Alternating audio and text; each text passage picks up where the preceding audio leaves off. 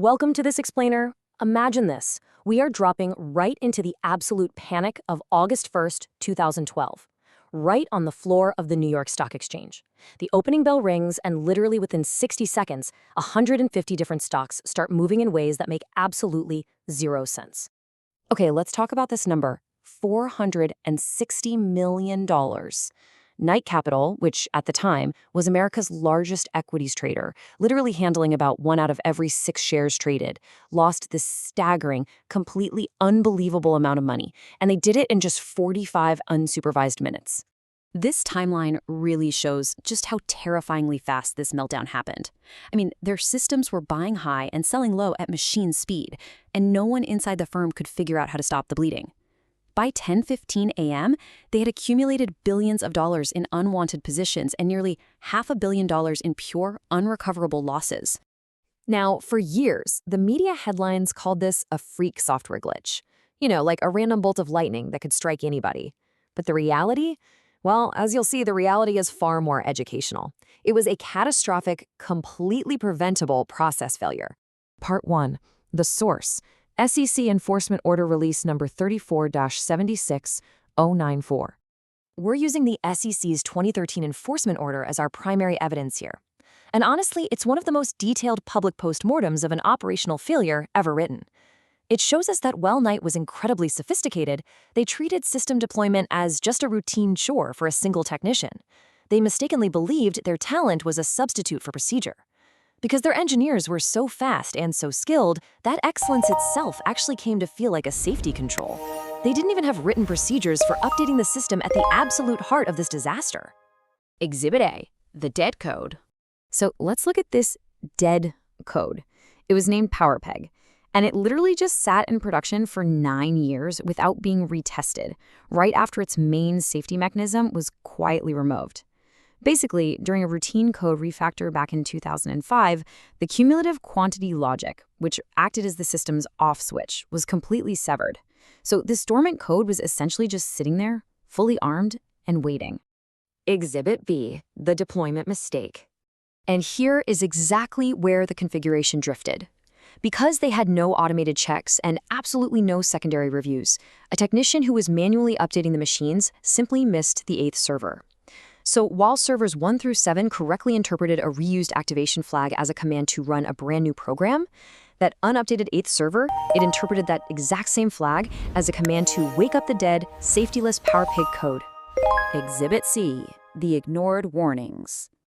Now this is the part that should genuinely haunt every single operations leader and AI developer watching this explainer today.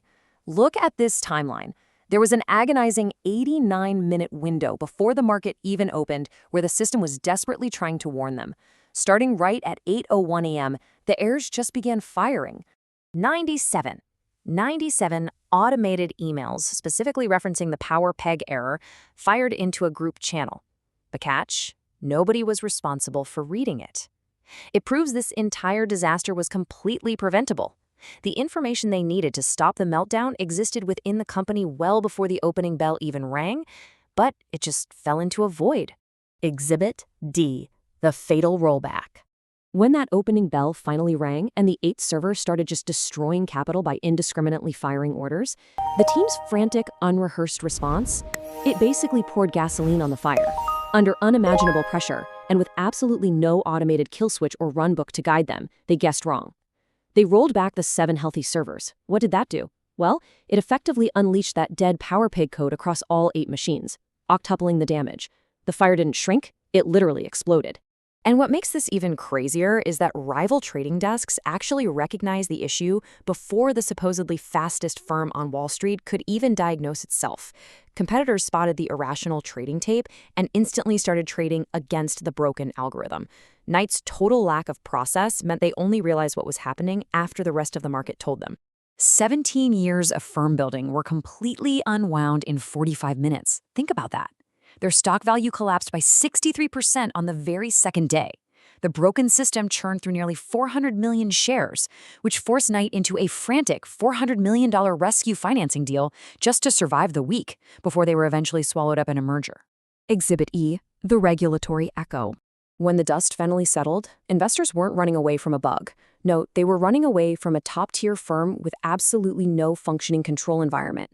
The SEC responded by adopting Regulation SCI, literally writing Knight's missing controls, things like documented change management and coordinated failure drills, into federal law.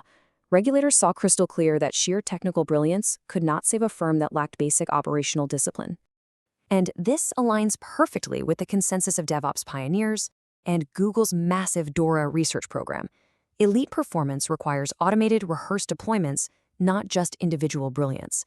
As the quote says, speed and safety are not a trade-off when the process is real. The best engineering teams deploy frequently and fail way less often simply because they never rely on human memory to prevent a catastrophe. Part 7. The Reframe, the 2026 warning for your AI stack. So how does a 2012 Wall Street disaster apply to what you're building right now? Well, because brilliant tech teams today are enthusiastically rebuilding Knight's exact conditions for their AI agents. We're seeing teams manually configuring them, allowing those configurations to silently drift, letting critical alerts just pile up unread in chat channels, and trusting engineering memory over strict documented procedure. But here are the 4 cheap, highly actionable controls your team needs to implement this week to ensure your technical excellence isn't hiding massive process debt. 1. You need a written procedure with a secondary review. 2. Automated checks so no server or agent diverges silently. 3. Alert channels with a clearly designated owner. And 4. A system kill switch that you actually practice using. Because an unrehearsed stop inevitably becomes a fatal rollback under pressure, I really want to challenge you to ask your team this exact question tomorrow morning. Have you ever practiced pulling the kill switch? If the answer is no, you are operating on borrowed time. Thank you so much for joining me for this explainer, and I truly hope this forensic look at Knight Capital changes how you approach your very next deployment.